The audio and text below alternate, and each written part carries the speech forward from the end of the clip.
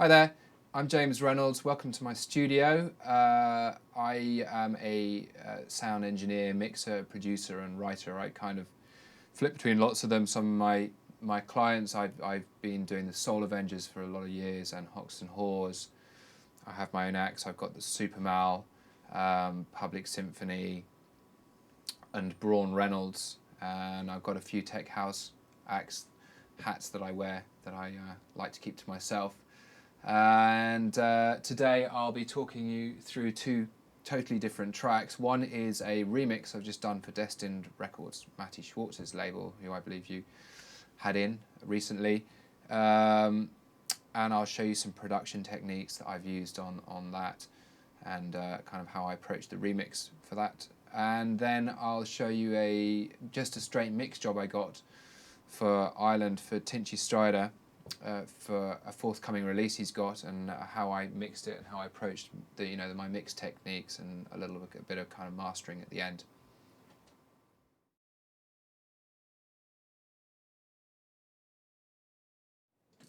Firstly, the first thing I do is to put a trigger kick. When I'm starting, this is a remix I'm doing today, and yeah, the first thing I do is I get a kick and find something with the kind of more tech house tracks. I try and find a kick that's got a really good sort of sustain on it, so it kind of fills it up and you don't feel the need to fill the track up with lots and lots of beats, and it needs to really hold the floor.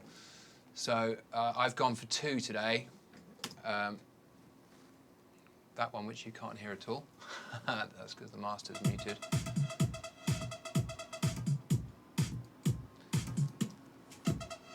Let me just turn off the read on that. Okay, so here's one basic loop that I've got that I put in, and I think this loop may have come from a sample CD. And then I've added another kick to that on top to make it a bit thicker and deeper and heavier. So that's the other loop together.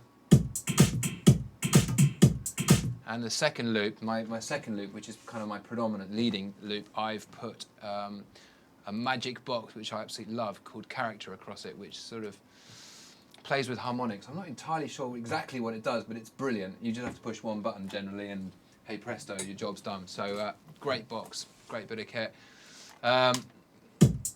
So there we got the kick, and a little bit of a clap going on, and a small hi-hat within the loop.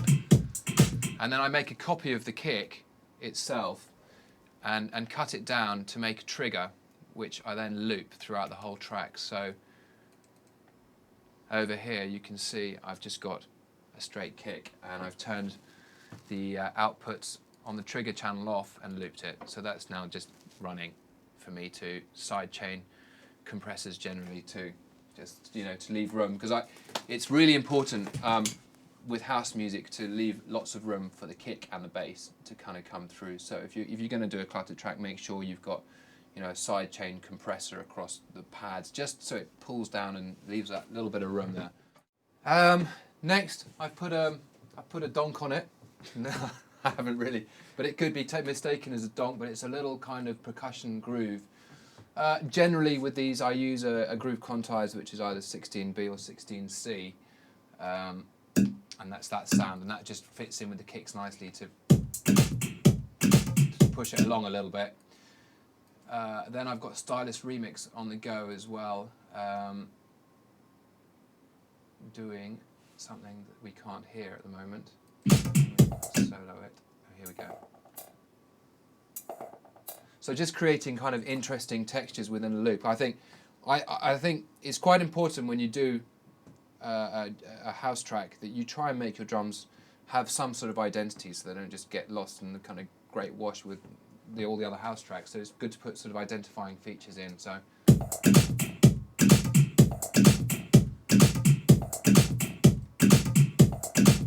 and that's running as a Stylus Remix sequence. I've taken out a few bits like the let me see what I took out on this.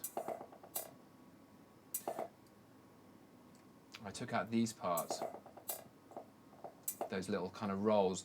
and that'll be explained later, because the next thing that really then sparked my imagination was I got an 808 up and started playing with the sort of the bassy sort of sound on the 808, which kind of led on to the whole kind of groove for this track and the spaces that I decided to use. So here I've got an EXS24 with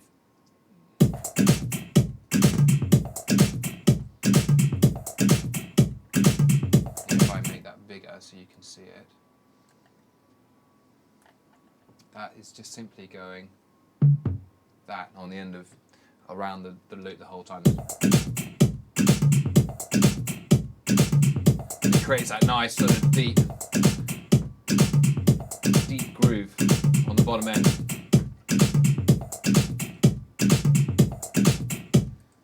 Then I've got some more percussion going on, so a little kind of squelch. And moving on. Another little sort of squelch in there with the mix.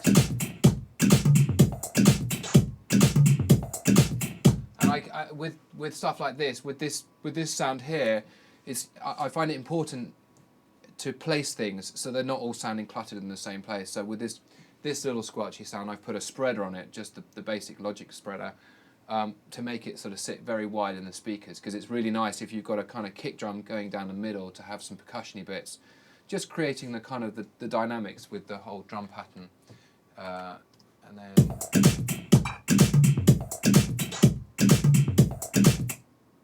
again, another thing to kind of give it that kind of to make it jack a little bit.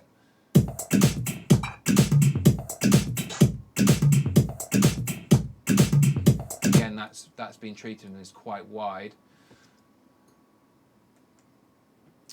Then we have this as a turnaround on the end of each 4 beats. And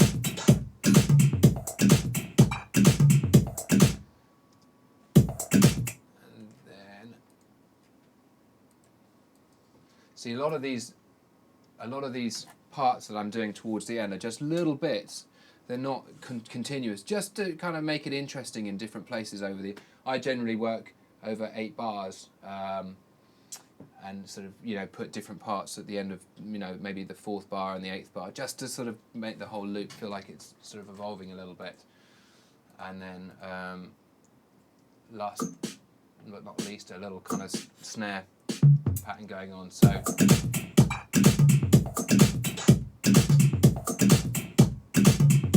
that's the whole drum pattern going. And as you can hear, that's quite busy. It's not overly hatty. I think one of the big problems with a lot of house music is it gets very hatty, and in a club it's just quite harsh, and it's quite good if you can leave a bit more space. So it's not overly hatty. There's quite a lot going on the bottom end of this track already using the 808. But what this means is you can just be quite sparse with your bass line, just to give it that little bit more of a roll, which I'll show you in a second. When I've finished my drums, I always put them through a bus. So I put the whole lot through a bus, and this is for a number of reasons. One, I can then sort of treat the whole thing together and really kind of pull it together using a limiter. And I've used character. I mean, I'll show you what I've done on mine. I've also got a reverb slapped across the whole thing, but it's actually off. But the reason for doing this is if I want to do a breakdown and I want the drums to sort of fade out, but the wetness of the drums, so it becomes a sort of big wash of reverb on the drums, I can then just automate the bus to do that, and it'll wash the drums out. So that's the first thing I've got on there. Then I've put character across, and it just gives it the whole drum sound, a little bit of edge, a little bit of brightness. And then finally, I finished off with the Oxford limiter. I'm a big fan of Oxford stuff. It's always sort of get a great sound out of it. Let me just switch. You can hear that everything's slightly out now, and that's because I didn't put back the compensation settings to all. So now that's back on all.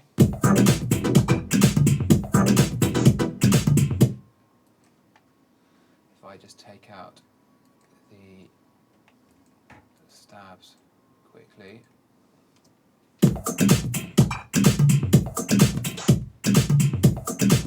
Just a little bit more punch and presence I get by limiting it, squashing it together a little bit.